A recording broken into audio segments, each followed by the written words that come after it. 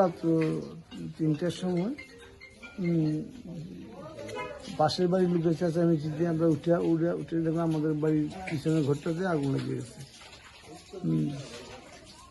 আগুনটা কীভাবে লাগছে এটা খুব সম্ভবত কারেন্টের লাইনের শর্ট সার্কিট থেকে হয়তো হইতে পারে। এছাড়া তো আর কিছু। কটার সময় রাত্র 3টায়। আর কি মানে ভাড়াটিয়া থাকতো না? ভাড়াটিয়া তারা ওই ঘরে ছিল। ভাড়াটিয়া কালকে ছিল না বাড়িতে। কটা ঘর করছে কিন্তু দুইটা ঘর, কিচেন সহ 2টা ঘর। ক্ষয়ক্ষতির পরিমাণ কেমন হবে আনুমানিক?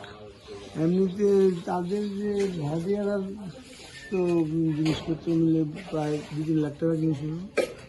আর ঘরটার যা একটা বাইক ড্যামেজ দিচ্ছে, সব মিলে আজকে প্রায় 10-12 লাখ টাকা।